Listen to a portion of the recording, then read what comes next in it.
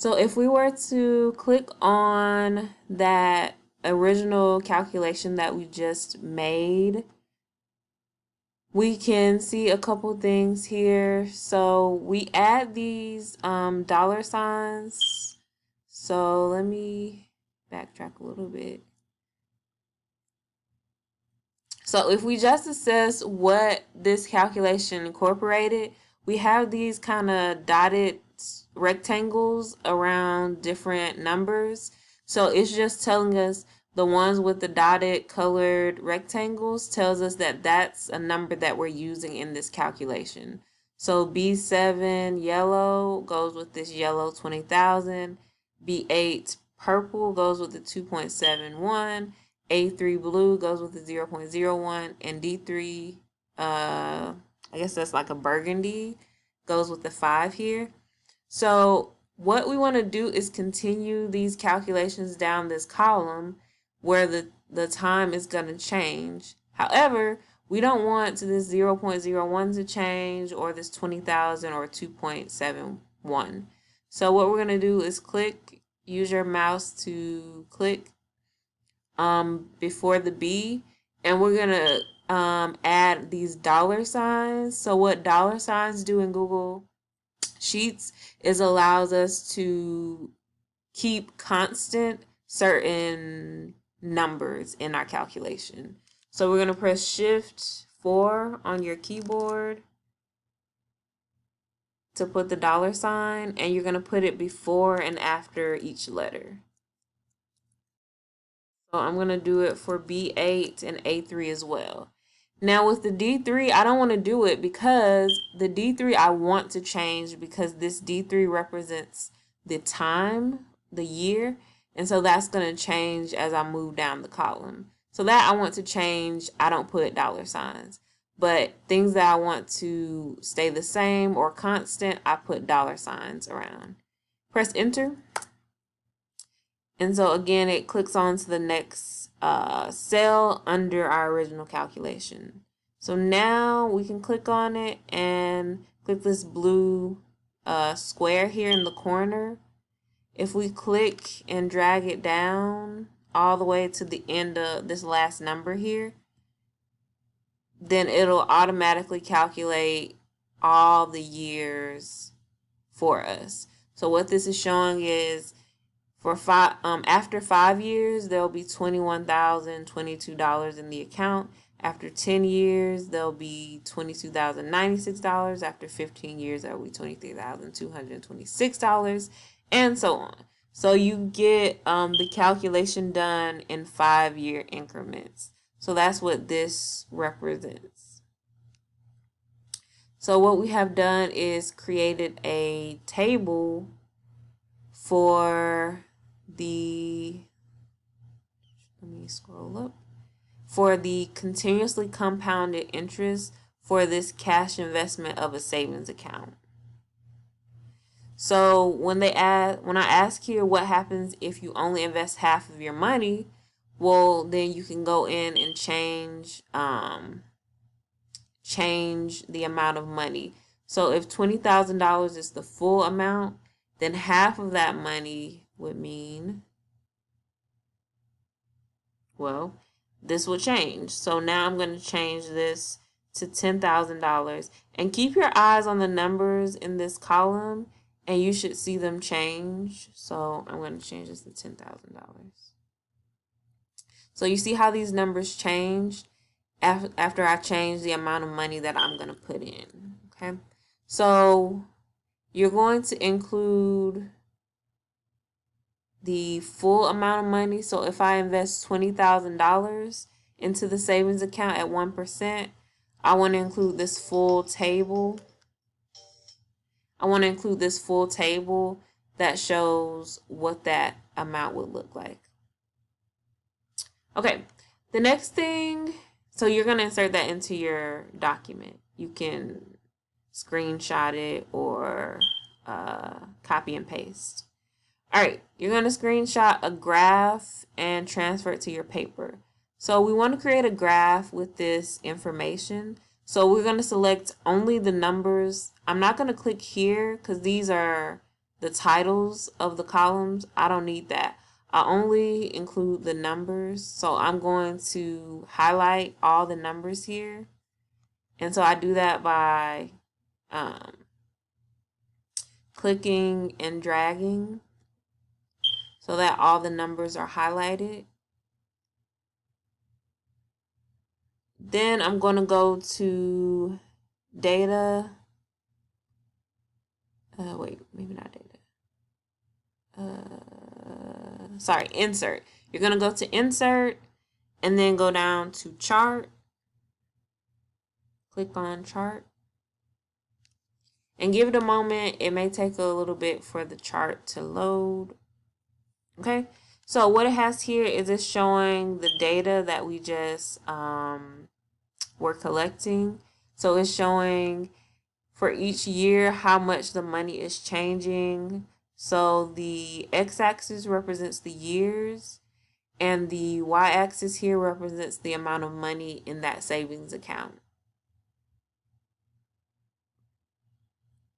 So maybe I don't want this to be this is a bar graph. Maybe I don't want it a bar graph. I can change this to be, these are all bar graphs. So I can change it to a line graph if I want. Let's see what else. I can change it to a column graph. This doesn't really help much, but I could technically change it to that as well. Let's see what else is here. I think the bar graph is going to be the best to show our data. So we're going to change it to a bar graph here.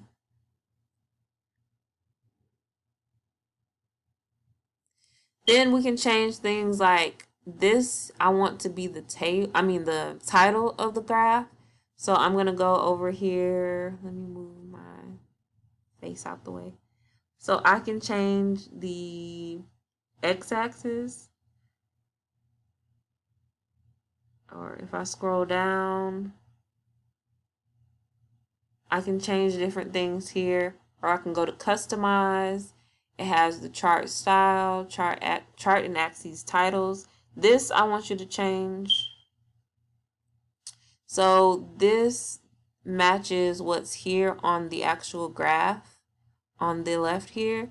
So I want that to be the actual title of this chart. So this is going to be, I'm going to be specific. So this is the investment in savings.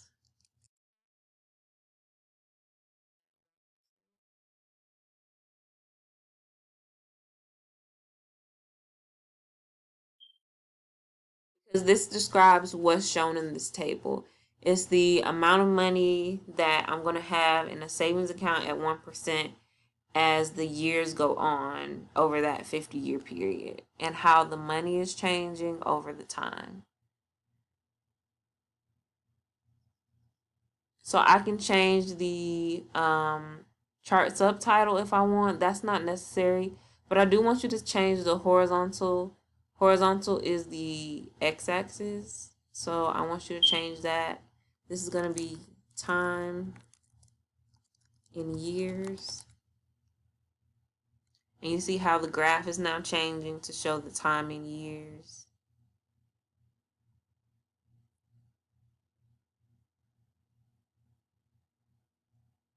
Or I could also just do years in parentheses if I wanted.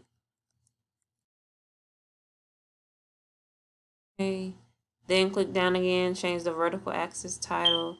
So the vertical axis here is showing the amount of money. So this is I want to be specific here. So let's see. It'll be the final value.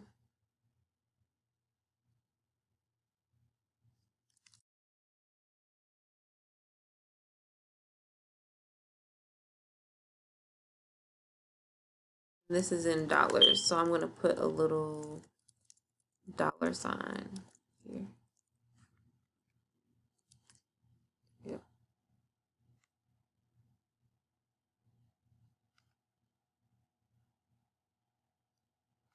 And so that's all you really have to change here. You can change the 21,000 and the 5 here as well. Actually, I just don't want to see this. So I want to see if I can delete this.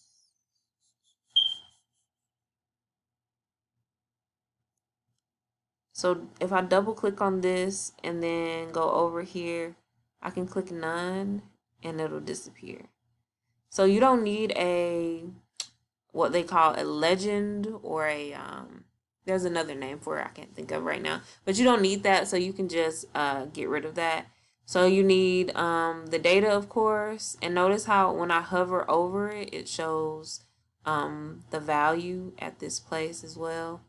So you just need axes or labels for the axes, and you need a title for each table that you're going to put in your document. One other thing you do, if you click and like move it out of the way so you can see the data again, you can also highlight and make sure you're using actual dollar amounts. So if I click and drag here, I can change the way that these numbers show up. So there's a little dollar sign that comes here. So it means format as currency. So when I click on it, notice how it changes to actual accurate dollar amounts. So it's telling me $20,022.21. So before we had those extra decimal places that we don't actually use when we're counting money. Like there's no 213. There's no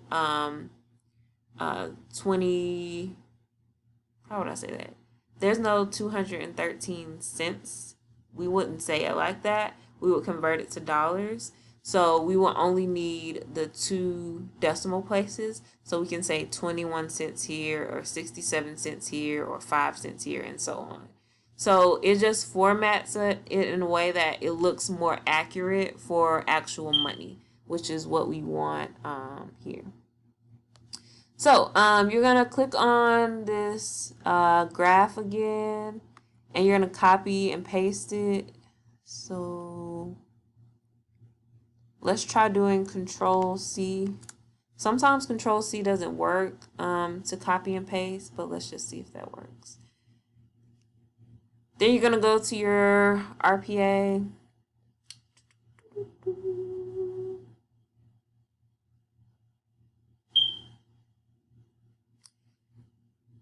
So hopefully you already have this open when you're working on this, but if not, you're going to go to Google Drive and then type in the title of your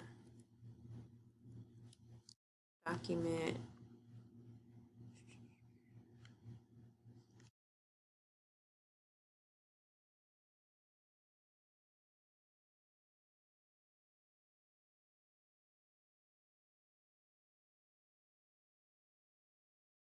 I'm now in the RPA document, whatever yours is called.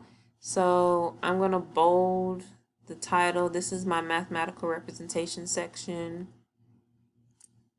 And I want to insert that table that I just copy and pasted. That I just copied. So I'm going to press Control V on my keyboard. So this thing comes up. You want to link to spreadsheet or paste unlinked. I would paste it unlinked just so nothing can change it. And then you just put in the document. So make sure it's not more than 1/4 of the page. Oh, sorry, went too far. So I'm going to make this a little bit smaller because it's just a little too large. As long as you can read it, then that's big enough. You don't want to make it any bigger than that so that it doesn't take up too much space on the page. And then for each graph table or chart you put in a little caption. So this is graph 1. Graph 1 shows the amount of money in the savings account earning 1% interest each year.